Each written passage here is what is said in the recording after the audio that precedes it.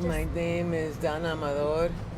Um, at present, I am a teacher in San Francisco in the San Francisco Unified School District. In 1969, I was a student in San Francisco at San Francisco State. I took everything that you could take that wasn't ethnic studies, but was kind of ethnic-like studies. So I took a lot of anthropology classes and linguistics and things like that, where you get to like look at other cultures. And as one thing, as a result of the strike, we were able to get ethnic studies classes in the university, and actually have its own department. It might even be a college, I'm not sure, but it's definitely a department of ethnic studies. So that was a real plus. How was it like to live in the 60s here? That's a good question. It was really good or it wasn't really good. I guess depending on who you were and where you were. As a student, it was great for me. Things were much cheaper than they are now. So it was, relatively much cheaper, so that people paid $100 rent. And so if you didn't make, and maybe you had a few roommates or anything, but if you didn't make a lot of money, you could still survive. We had food co-ops, and we did a lot of things so that life was not so expensive. When I had my kids, which, around that time, childcare was free, and there were lots of activities that were free, so that kids were not limited in what they can do the way they are now. And plus, kids could play outside then, and it's very difficult in San Francisco for kids to be able to play outside. People are very afraid, so those are the big differences that I see. The Mission was not like the super hot spot to live. It wasn't so gentrified, and the rents were extraordinarily low compared to the way we see them now. I don't know how people do it. San Francisco was a semi-segregated city. Black people lived in the Fillmore and Western Addition, and Double Rock and Hunters Point. Latinos lived primarily in the Mission, and if they made enough money, then they moved out to Excelsior or to Daly City or, other places down the peninsula. I did say there were a lot of things for kids to do, but there wasn't really a lot of things for young adults to do. And yet, all of us, yet they were young adults. Some of them were going to college at College of San Mateo. Some of them were hanging out, working, doing other things. They used to hang out down around 20th and Mission. There used to be a donut shop there and a record shop, and they all used to just, they would hang around. I think the police knew them. Well, on the May 1st, 1969, I still don't know. I don't know if anybody who's around knows. Maybe they stole something from someone's house, and maybe they didn't. They were moving things into Jose Rios' house, and the police stopped them, and in the excitement or in, dealing with what was going on, one officer was shot. It was I think it was later proved that his partner shot him, or his partner's gun shot him. But, I don't exactly know if they, what exactly they were doing, but it didn't matter, because you don't shoot people at that time, for bringing a stereo into the house. It's not worthy of shooting people, and that's pretty much what happened. Turns out that McGoran, the officer who, they think it was his gun that shot the partner, had been a notorious, I don't know what the right word is. He treated minority people terribly, and that goes for gays. He treated women. He had beaten up his wife a bunch of times, and all these people came during the trial and testified as to what kind of person he was. And he had assaulted so many people that it was almost a joke. That this is a man that is on the police department defending us, yet he's the one who's beating people up.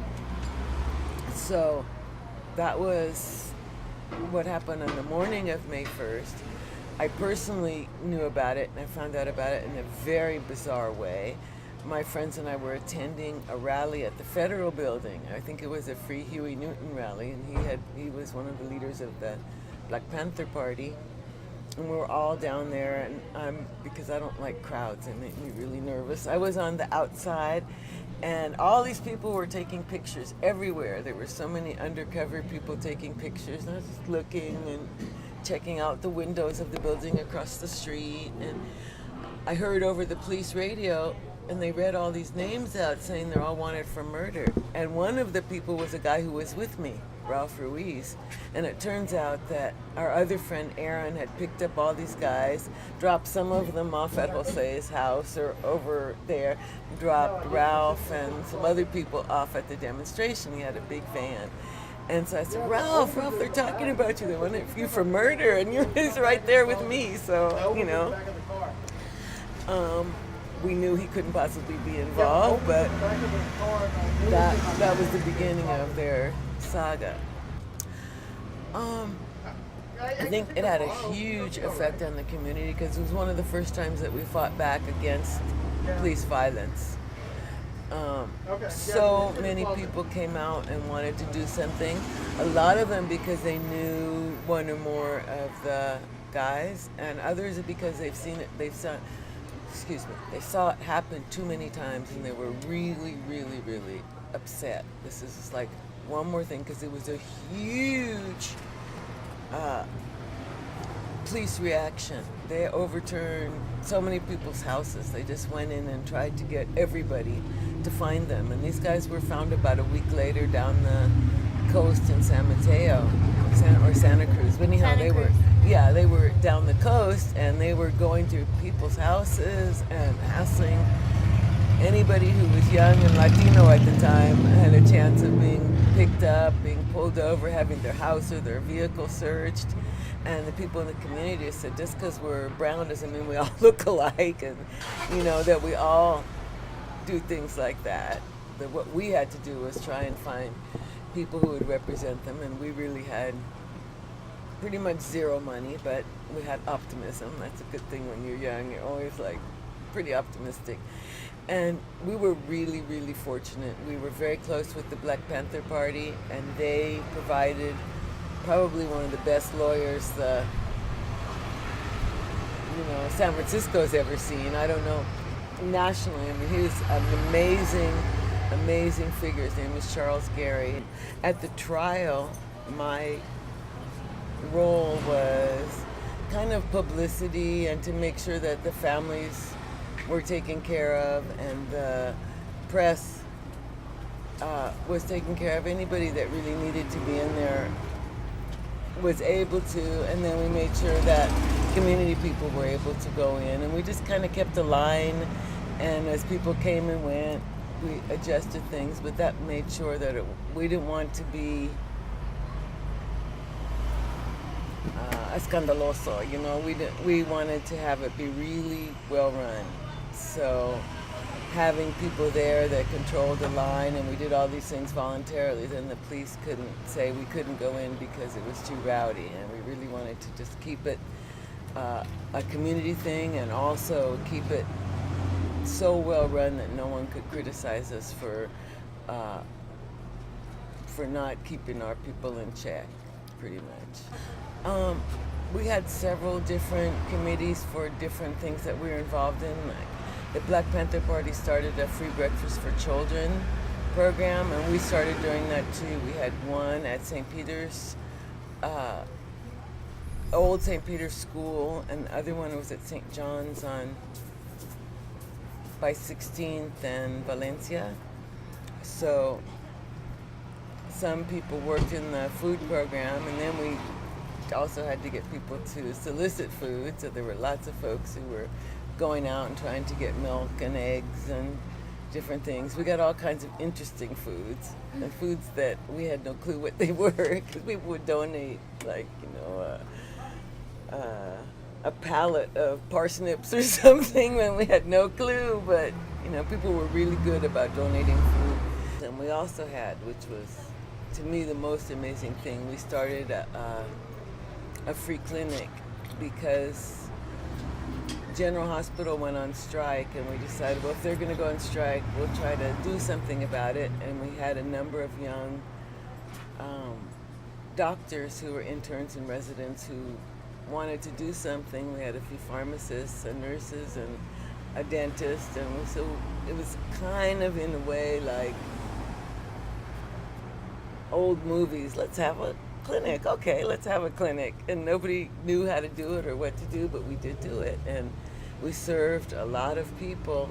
And the main reason we did that is that General Hospital was just not a good place, and they refused to work with so many different people, and Latinos, people who did not speak English, were treated terribly, and there wasn't any interpreters. And they gave people a lot of grief if they didn't have money. So we just said, we'll start one to take care of our own people. And I think we did pretty good because we were able to get lots of services donated, x-rays, medication, things that people needed. So it was a little building, and that we were kind of like little kids playing doctor in a way. But we all learned how to do blood tests and physical exams and all kinds of things, and a lot of the people felt better because I didn't really trust white doctors particularly, but they liked having somebody in there with them who could talk to them and tell them what was going on. So the organization of Los Siete continued, even though it wasn't a defense committee anymore. We continued with clinic and legal defense. And then right next door to our offices, there was a La Raza Silk Screen Center, and they were continuing to do things. We had a restaurant briefly that was really fun, and we showed movies there, and people ate and had a good time. And but we really, if it was today, we never would have been able to get away with it because we just said, let's open a restaurant. So we did. We didn't know anything about permits and codes and everything else, but we had good food.